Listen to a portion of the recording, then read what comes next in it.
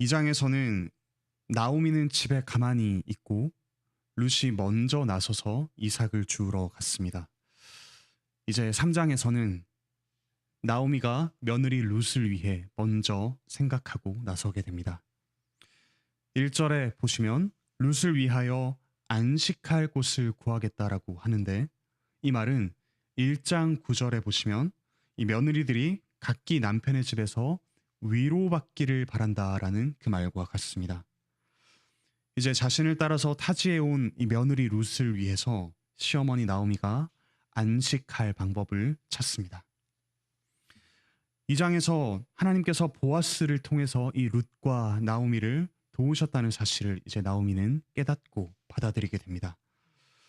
나오미는 보아스가 자신의 가족을 돌볼 의무가 있는 친족이라는 사실을 기억하며 이 안식을 위한 작전을 펼칩니다. 이 시기는 보리 추수가 끝날 무렵이었습니다. 보리 추수가 끝나고 수확을 기념하는 잔치가 열리는 상황이었습니다. 며느리 룻에게 단정하게 의복을 갖춘 후에 보아스가 눕는 곳에 가서 그 발치 이불을 들고 거기에 누우라라고 이야기를 합니다. 일종의 청혼하라는 그런 이야기라고 할 수가 있겠습니다. 그렇게 룻이 행하면 보아스가 룻에게 룻이 할 일을 알게 하리라고 이야기를 합니다. 상당히 좀 받아들이기 어려운 그런 행동일 수가 있지만 룻은 어머니의 말씀대로 내가 다 행하리이다 라고 말하면서 순종합니다. 사실 이 일은 매우 위험하고 또한 무례한 일일 수도 있었습니다. 2장 1절을 보시면 보아스는 유력한 자라고 이렇게 이야기를 합니다. 정치적 또 경제적 힘이 있고 또 아무도 모르게 룻에게 어떠한 일을 행할지도 모르는 그런 지위에 있는 사람이 바로 보아스였습니다. 하지만 룻은 시어머니 나오미가 시킨 대로 그대로 용감하게 행했습니다. 그런데 이 룻의 지위는 어땠습니까? 이방인의 또 과부의 가난한 사람, 부모를 떠나온 고아와 같은 사람이었습니다. 이스라엘에서 가장 약자로 여겨지는 그런 사람이었습니다. 그런데 그런 룻이 유력한 자 보아스에게 가서 용감하게 청혼을 합니다. 철저히 보아스의 성품, 그 인애에 의지하는 행위라고 할 수가 있겠습니다. 이제 그 말씀대로 행했던 룻을 발견한 보아스가 깜짝 놀라서 네가 누구냐라고 묻습니다. 그런데 여기서 룻의 행동을 보시면 나오미가 말한 그 작전보다 한 걸음 더 앞서 나가는 것을 볼 수가 있습니다. 나오미는 보아스가 주도권을 가지고 룻에게 그 룻이 할 일을 알려줄 것이라고 이야기를 했습니다. 하지만 룻을 보시면 보아스의 말을 기다리기보다 먼저 나서서 이야기를 합니다. 당신의 옷자락을 펴 당신의 여종을 덮으소서. 이 말은 2장 12절을 보시면 거기서 보아스가 하나님 여호와께서 그의 날개 아래에 보호를 받으러 온 내게 온전한 상 주시기를 원하노라 라고 했던 그 말을 떠올리게 하는 말입니다. 여기서 옷자락이라는 말과 또 날개라는 말이 같은 말입니다. 그러니까 룻은 이렇게 말하고 있는 것입니다. 당신이 한 그 축복의 말을 당신 자신을 통해서 이루어지게 해 주십시오라고 담대하게 요구를 하고 있는 것입니다. 룻은 보아스의 성품에 기대는 데서 한 걸음 더 나아가서 이제 보아스에게 그의 의무를 이야기합니다. 당신이 기업을 물을 자가 됨이니이다. 참으로 용감한 이야기입니다. 어떻게 이 룻이 이토록 용감한 말과 행동을 할 수가 있었을까요?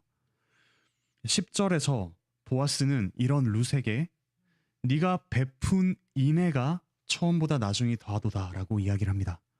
룻의 행동은 인애를 나타내는 행동이었습니다. 이 인애라고 번역된 히브리어 헤세드는 언약적인 사랑을 뜻하는 말입니다.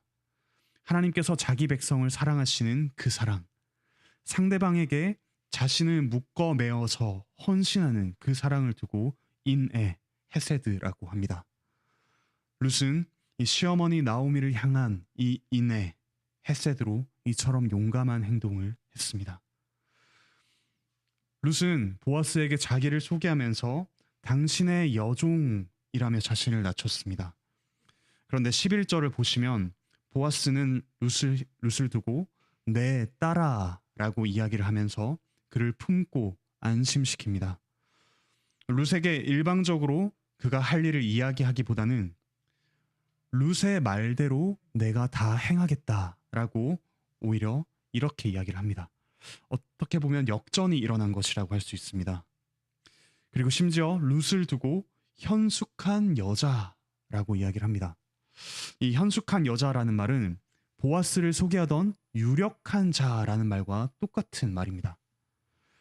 시어머니를 향한 인애로 이토록 용감하고 지혜롭게 행동하는 룻, 바로 네가 참으로 유력한 자, 참으로 현숙한 여자이다라고 이야기를 하고 있는 것입니다. 우리 한글 성경과 다르게 이 히브리어 성경, 그러니까 유대인들이 사용하는 성경에는 잠언 다음에 룻기가 나옵니다. 잠언의 마지막 내용이 현숙한 여인에 대한 내용입니다.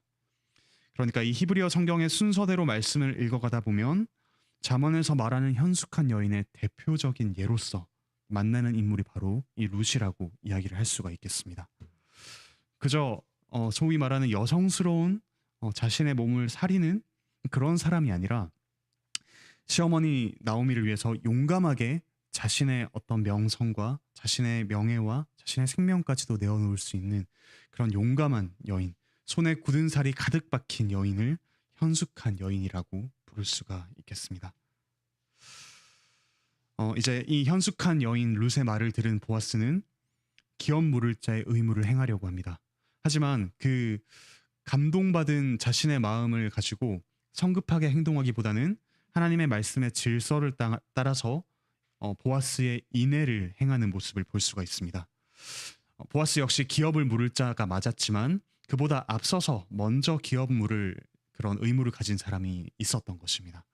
그래서 그 사람이 기업 물을 그런 행동을 하게 된다면 자신은 물러나겠지만 그가 기업 물으지 않겠다라고 이야기하면 자신이 나서서 기업을 물으겠다라고 이야기를 합니다.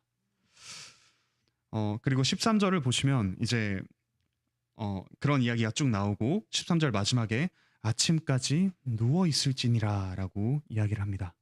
이 누워 있다라는 말에서 보아스가 룻에게 안식을 주는 행동을 이제 시작할 것이다 라는 뉘앙스를 어쩌면 우리가 발견할 수 있겠습니다. 그리고 룻은 새벽까지 그의 발치에 누웠다가 이제 사람이 알아보기 어려운 그 새벽에 나서게 됩니다. 보아스가 룻을 배려해서 흉흉한 소문이 돌지 않도록 그렇게 행동을 취했던 것입니다. 그러니까 보아스의 인애 헤세드는 지혜롭고 또 하나님의 말씀을 따르면서 상대방을 철저하게 배려하는 그런 헤세드라고 이야기를 할 수가 있겠습니다. 그리고 15절을 보시면 이제 길을 나서는 룻에게 보리를 6번 되어줍니다. 그러니까 완전수 7에서 하나 모자란 6번 되어주고 난 뒤에 이제 참으로 그 룻을 채워주는 행동을 자신의 어떤 헌신을 통해서 이루겠다라는 그런 의미라고도 우리가 볼 수가 있겠습니다.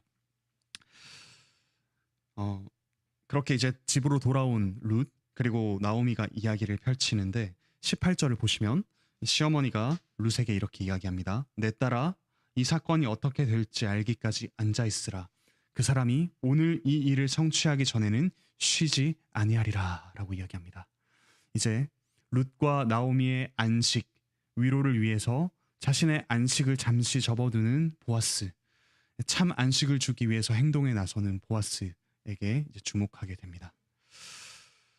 오늘 말씀을 한번 정리를 해보면 용감하게 행했던 룻은 헤세드로 인해서 이와 같은 행동을 할 수가 있었습니다.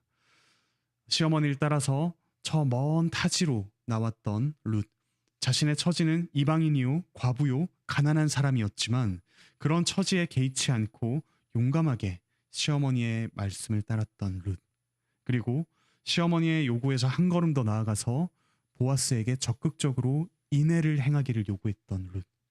그에게서 우리는 예수 그리스도의 인애, 예수 그리스도의 헌신을 봅니다. 또한 보아스의 인애, 룻을 품고 그를 배려하며 그를 안식하게 해주는 그 사랑에서 우리 또한 하나님의 인애, 예수 그리스도의 인애를 발견하게 됩니다. 우리를 위해서 자신의 생명을 내어주신 예수님, 우리에게 어떠한 자격도 없지만 예수님의 어떠한 그런 안전과 또 하나님과 영원토록 누리던 그 사랑마저도 잠시 내려놓고 우리를 위해 저주받으신 예수님, 그 예수님의 헤세드를 우리가 오늘 이 룻과 보아스를 통해서 확인할 수 있습니다. 이제 우리는 그 헤세드를 받은 사람으로서 서로 헤세드를 베풀며 살아갑니다. 우리의 처지가 어떠하든 또 우리가 헤세드를 베풀 때 우리에게 어떠한 손해가 닥쳐오든 상관없이 또 상대방의 어떠한 자격과 상관없이 우리는 이 헤세드를 실천합니다. 은혜의 정의를 한 번 더 제가 배운 대로 말씀드리자면 베풀 의무가 없으신 분이 받을 자격이 없는 자에게 가장 좋은 것으로 주시는 사랑, 그것이 은혜라고 할 수가 있겠습니다. 우리가 이와 같은 은혜를 받은 자로서 서로에게, 그와 같이 자격이 없는 서로에게 또 의무가 없는 우리 자신이 가장 중요한 것을 내어주며 이 사랑을 실천해 갈 수 있으면 좋겠습니다. 이런 우리의 사랑을 통해서, 우리의 헤세드를 통해서 마치 사사시대와 같은 이 어두운 시대에 하나님의 사랑이 따스하게 피어나기를 간절히 바라고 소망합니다. 기도드리시겠습니다. 하늘에 계신 우리 아버지 하나님, 사람의 상식으로는 이해할 수 없는 자신을 내어주는 사랑, 자신의 생명과 평판과 가진 모든 것을 무릅쓰고 상대방에게 자신을 묶어매는 그 사랑을 오늘 룻기를 통해서 우리에게 알게 하여 주시니 감사드립니다. 그 사랑의 절정으로서 예수님께서 우리를 위해서 자신의 생명을 내어주셨습니다. 우리에게 자신을 묶어매셨습니다. 그 헤세드를 받은 우리가 이 세상 가운데, 이 사사시대와 같은 이 세상 가운데 헤세드를 실천하게 하여 주십시오. 은혜 받은 자답게 서로에게 자신을 내어주는 그 참 사랑을 실천하며 하나님의 사랑을 가득 누려갈 수 있도록 하나님 인도하여 주시옵소서. 감사드리며 예수 그리스도의 이름으로 기도드립니다. 아멘. 은혜로운 기도의 시간 되시기를 바랍니다.